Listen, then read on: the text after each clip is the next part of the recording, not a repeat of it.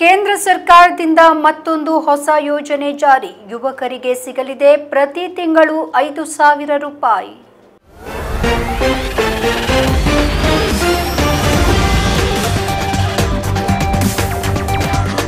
ಈ ವರ್ಷದ ಕೇಂದ್ರ ಬಜೆಟ್ ಅನ್ನು ಮಂಡಿಸುವಾಗ ಹಣಕಾಸು ಸಚಿವೆ ನಿರ್ಮಲಾ ಸೀತಾರಾಮನ್ ಅವರು ದೇಶದಲ್ಲಿ ಇಂಟರ್ನ್ಶಿಪ್ ಯೋಜನೆಯನ್ನ ಪ್ರಾರಂಭಿಸುವುದಾಗಿ ಘೋಷಿಸಿದ್ದರು.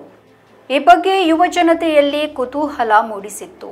ಇದೀಗ ಈ ಯೋಜನೆ ಇದೇ ತಿಂಗಳಿನಿಂದ ಆರಂಭವಾಗಲಿದೆ ಎಂಬ ಮಾಹಿತಿ ಹೊರಬೀಳ್ತಾ ಇದೆ. ಗುರುವಾರದಿಂದ ಹಲವು ಕಂಪನಿಗಳು ಇದನ್ನು ಆರಂಭಿಸಿದೆ.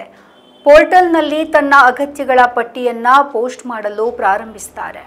ಆದಾಗ್ಯೂ ಕೂಡ ಯುವಕರಿಗಾಗಿ ಈ ಪೋರ್ಟಲ್ ಅಕ್ಟೋಬರ್ 12ರಿಂದ ಪ್ರಾರಂಭವಾಗಲಿದೆ.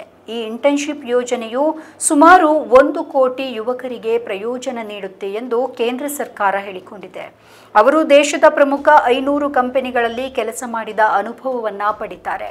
ಅದು ಭವಿಷ್ಯದಲ್ಲಿ ಅವರಿಗೆ ಉಪಯುಕ್ತವಾಗುತ್ತೆ.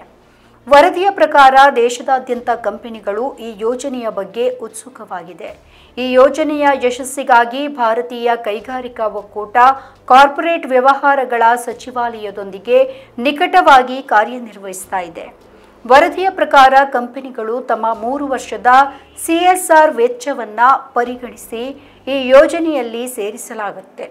ಇದನ್ನ ಪ್ರಧಾನಮಂತ್ರಿ ಕೌಶಲ್ಯ ಮತ್ತು ಉದ್ಯೋಗ ಅಭಿವೃದ್ಧಿ ಪ್ಯಾಕೇಜ್ನ ಅಡಿಯಲ್ಲಿ ತರಲಾಗ್ತಾ ಇದೆ. ನಮ್ಮ ಈ ವಿಡಿಯೋ ನಿಮಗೆ ಇಷ್ಟ ಆದಲ್ಲಿ ಲೈಕ್ ಮಾಡಿ, ಶೇರ್ ಮಾಡಿ, ಕಮೆಂಟ್ ಮಾಡಿ ಮತ್ತೆ ಸಬ್ಸ್ಕ್ರೈಬ್ ಮಾಡಿ.